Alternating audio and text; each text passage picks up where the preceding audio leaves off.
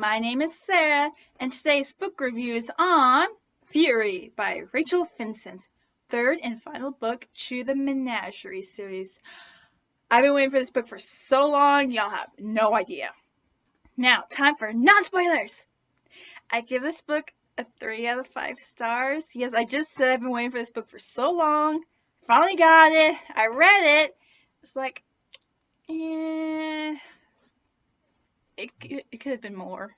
So yeah, not spoilers. We know that Delilah and her team escaped from the spectacle from the last book, and now they've been on the run for quite some time. Now they're while they're in hiding and everything, they find out that there are all these mysterious deaths, massacres happening, and they think that something is pulling the strings behind the scene. So we're on to that. But what I liked about this book, I will admit, that we have another point of view by Rebecca Essig. This takes place like 1984 or so, and it has to do with the reaping. We all know what the reaping was from Menagerie and Spectacle, but now we get to see the point of view from someone that actually lived through it and what happened after, so I really enjoyed that very much. So yeah, like I said, I was waiting so much for this book. I had all this big hype and everything, and I read it, and I was like, it was okay. I will admit that. It was okay. Again, I preferred Rebecca's point of views actually from Delilah's, which is saying something. And yeah, the ending was kind of like left up in the air, and some things weren't really finished with, like concluded with, that I would have enjoyed and everything. And it was okay. I will admit it was okay.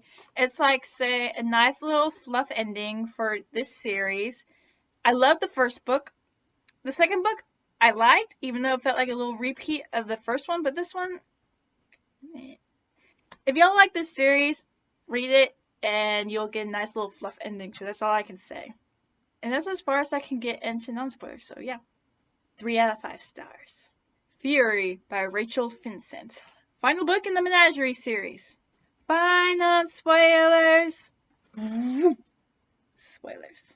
Now, we pick up, like, say, almost a year after what happened at the end of the spectacle with Delilah and some of her crew escaping, and now they've been in hiding for some time now because, she's pregnant. And we find out if you have a red cap's child, you have, like, say, almost a year before giving birth. So that's swell.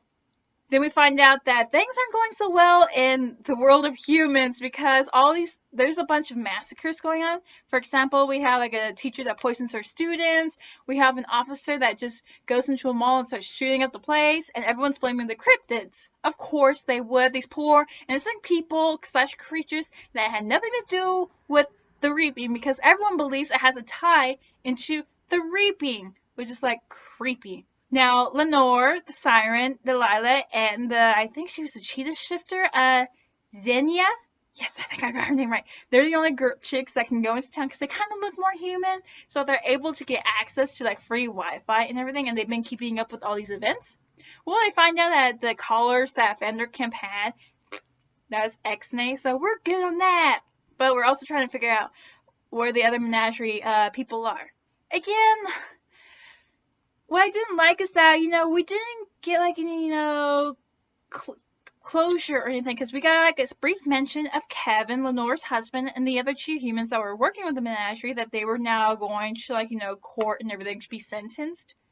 Well, we did find out what happened at the end with them, because yeah, we just didn't get any ending with that, and I was like kind of disappointed with that. I mean, at the ending, I wanted everyone to be back together and be happy.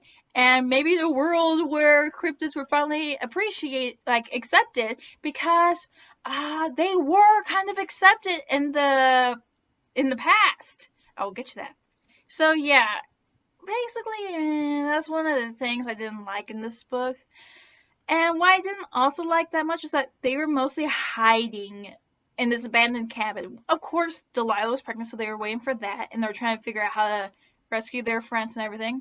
Because the only rescue mission that we do get to see is for Romilly's sisters, Miri and Lala, the other oracles, because they're kind of close by. And it was easy to break into a university research lab. I mean, hello. Now, for Rebecca Essig, oh my god, this was actually the part of the book that I did enjoy. We find out that, she was at a slumber party, but then she went home later that evening, early in the morning, and she found her brother and her sister murdered, and she tries to run with her sister Erica because she realized that her parents were the ones that killed her siblings, right? Now we find out that, like I said, cryptids were more accepted in the past because they had a neighbor that was a satyr, and she meets an officer that's a werewolf, and everyone's chill with that. And it's like, oh my god, I like the past so much before the freaking reaping happened. So we find out that thousands and thousands of families have been murdering their children, and like only one survivors. They're usually 6 years old and everything, and that's kind of creepy. So we have this whole mass hysteria going on, and it's like messing with people. They're starting to freak out, and who's easy to blame? The people that aren't exactly human. I was like, ugh!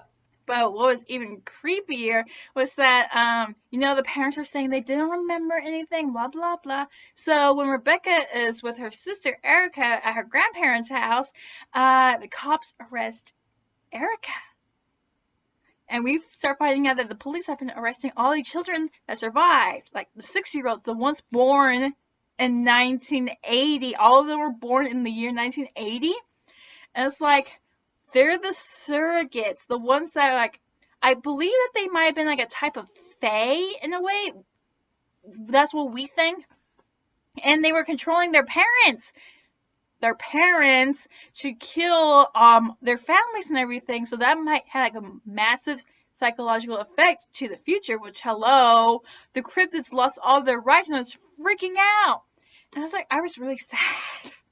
Now, in the present, before rescuing Miri and Lala, we have Gallagher being a proud daddy redcap. I mean, we got to see more into the redcap society and culture in a way because he mostly described a lot of things to Delilah since they're trying to figure out what their daughter, because Romilly prophesied that it's going to be a girl, and what she's going to be like if she's more redcap than human.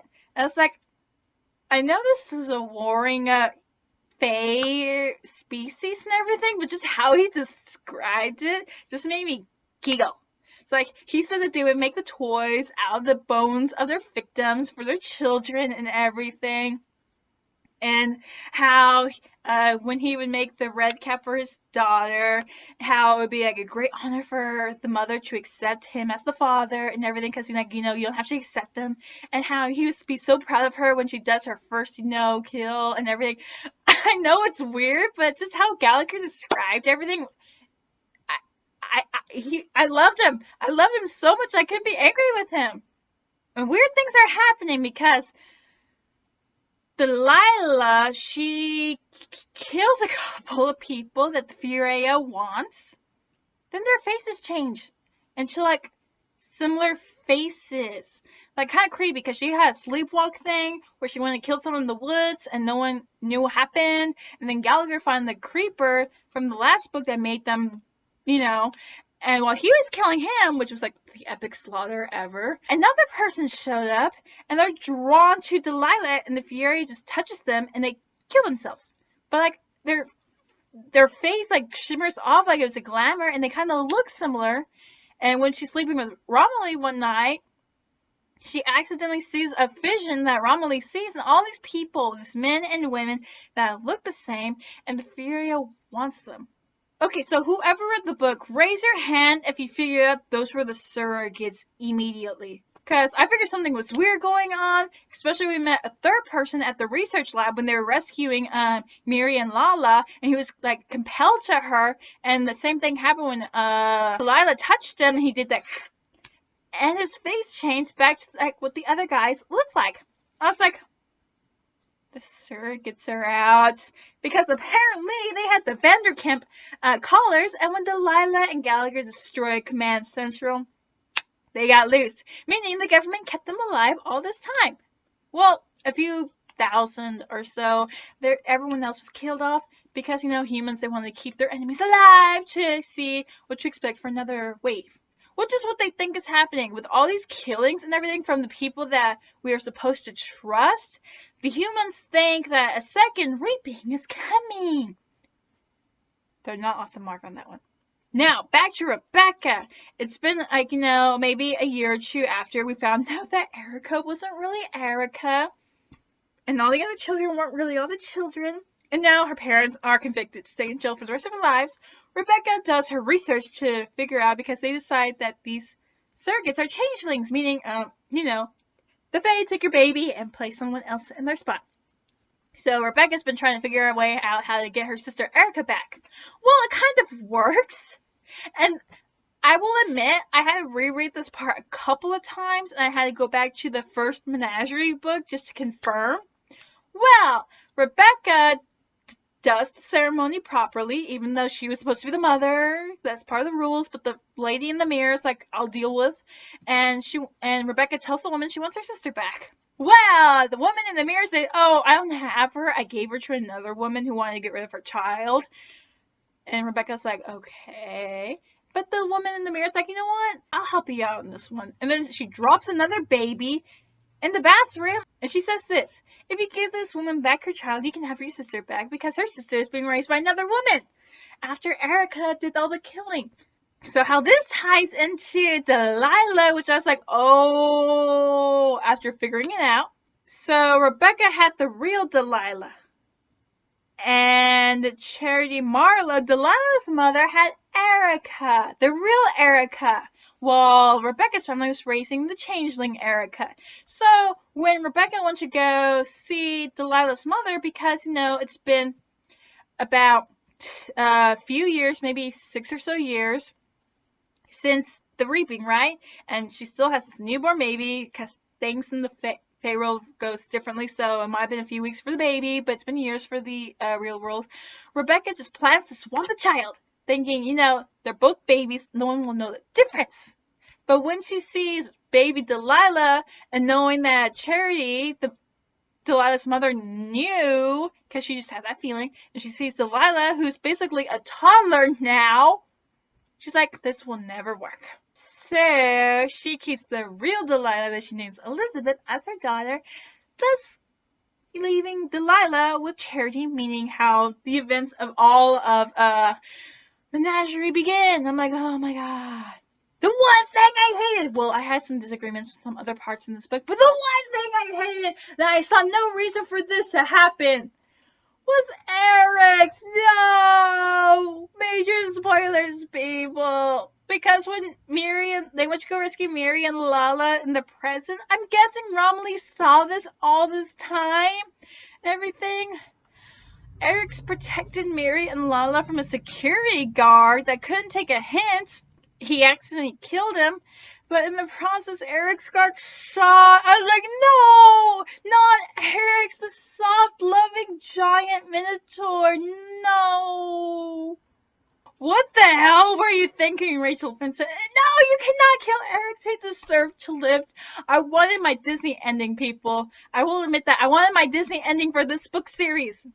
So he's with everyone. He's with Romilly, and the morning comes and he dies and everything. It's so sad. Like, no.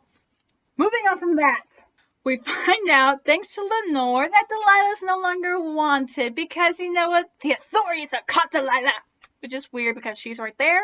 And that's how we find out how the past starts tying in with the present. Because Delilah sees a picture of her doppelganger, and it's Elizabeth. And we found out her last name is Essig, and found out that her mother was Rebecca Essig, who was tied into the first reaping. And now Delilah's figuring all these things out and everything, and she realizes that Erica was the surrogate, because, that's still public info, I guess.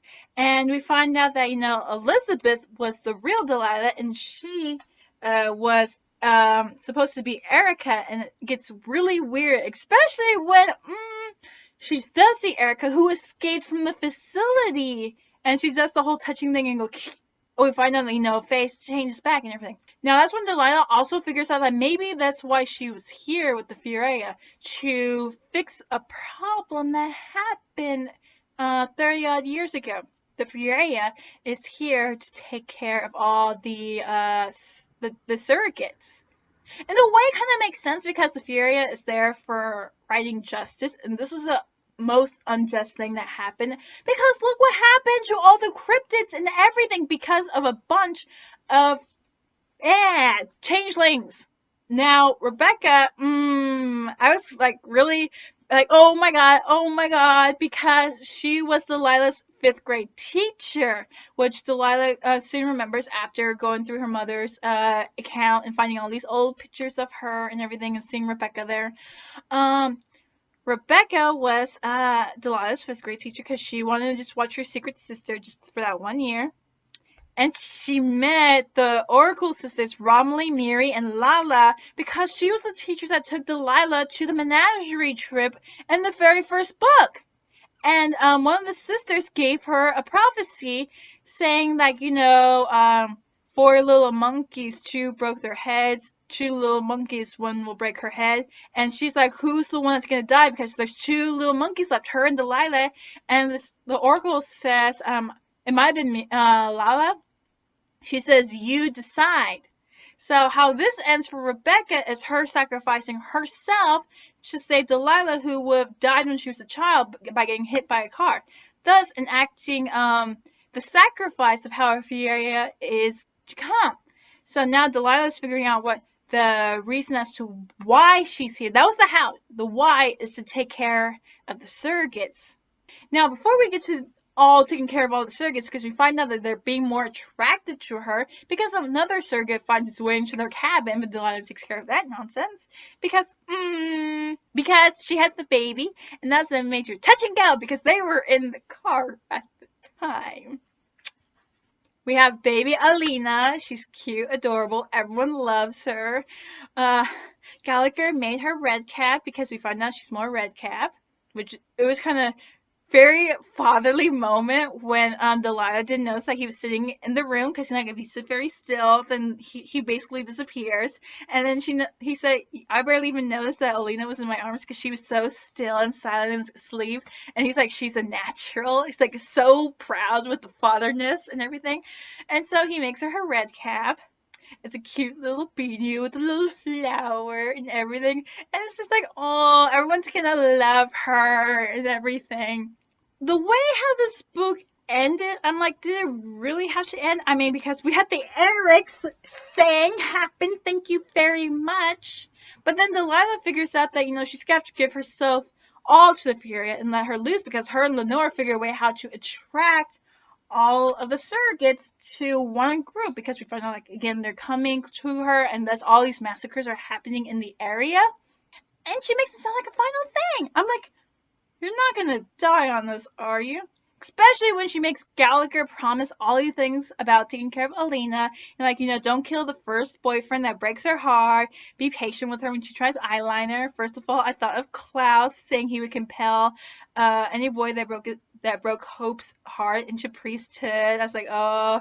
And Gallagher was like, but you didn't say I couldn't scare them off. And she's like, okay, you can do that. And he's like, well, she'll never need to use eyeliner because she's beautiful just like her mother. And everything. He's just beaming so much with fatherly pride. Too bad he didn't figure this part out in the plan. Because with Lenore's assistance, Delilah goes to, which was supposed to be a rally meeting to make all cryptids outlawed and everything. I mean, because they have this martial law going on near DC and the world, in the country, saying, no, it's no longer capture and detain cryptids, it's shoot on sight. And now they have all these roadblocks and everything. It's just getting crazy. And yes, the surrogates feed off the chaos and the pain and everything. And this is just a grand old time for them. Well, when Lenore, as the siren, she uses her voice to lure all the surrogates in the area by telling her story and everything, which is very sad. And when they see Delilah, it just becomes like, oh, so much blood. These surrogates, honest to God, remind me of the Children of the Damned with all their psychic abilities and everything, because they just look at a soldier that happens to accidentally be there and look at him and he kills himself. It's just very creepy, but when they see Delilah and they all start touching her, the Furia just goes loose and makes them kill themselves or each other. And Gallagher, realizing what's happening, he rushes to go get Delilah, but like, and when he gets there and all the surrogates are killing themselves and he sees just Delilah standing there in the blood and the gore, he's like, and there are humans there that are recording everything, to remember what happened. He's like, they don't appreciate the artwork and the beautifulness of this. I'm like, I'm kind of interested in the Redcap Society now. I mean, they have very interesting things to say. But at the end, the Fury uses all of Delilah's energy? What? And I mean, they get her back to the cabin, but she's so weak. And then she dies? I'm like, Rachel Vincent, what the hell? First, Eric's, which I am completely against, but then this, couldn't the Fury just depart from Delilah and for her to live with her family? I'm like, this was an unneeded sacrifice. I mean, hello? And then we have a 5-year time skip, and everyone remembered that day as the Blood Harvest, and Gallagher mentions how things are changing, not fast, but they are changing. And he's with a little Alina, who's 5 years old, and because Delilah made him promise, he meets with her biological grandmother, and with Elizabeth Essig, that's the spitting image of Delilah, so Alina can have some family to be with. And like I said, at the ending, I didn't get much closure or anything. First of all, I'm upset about this death. There's a much unneeded death. But I mean, what happened with Xenia? Did she get her children back? Did she get her brother back? And what happened with Lenore? Did she get her husband back? Did we get all the creatures back from the menagerie? Are they okay? What's going on? I mean, that's as far as I can get into spoilers. As you can see, this book, I was waiting for it for so long. It gave me a kind of ending feeling to it. And it just left me with more answers. So yeah, that's as far as I can get into spoilers. As you can see, I was waiting so long for this book. I had so much hype. I read it, and I was like, why did Eric have to die? I didn't understand why Delilah had to die. And the ending was just like left up in the air, where if Rachel Vincent did decide to continue on with a different point of view, she can. I don't know if that's how she wanted to leave it like that, or that's how she felt like she could end the series off. I don't know. This made me more interested in the Redcap Society. I will admit that. How Gallagher would just explain things, and all the pride that he had, the father to be, and how, how they would raise the children and everything and stuff. It made me very interested in the Redcap Society. And that's just, as you can see, I'm kind of conflicted with this ending. I was expecting more in a way. We did get rid of a great evil that happened all those times, so maybe that helped Cryptid Society, making them more accepted once again. I don't know. Again, I'm conflicted. That's all I can say. Either way, it was a nice end for a series that I liked. I love the first book. Second book I liked, and this one, okay, it's a nice fluff for the ending. Either way, I'm still conflicted. 3 out of 5 stars. Fury by Rachel Vincent. Final book in the Menagerie series. My name is Sarah, and bye!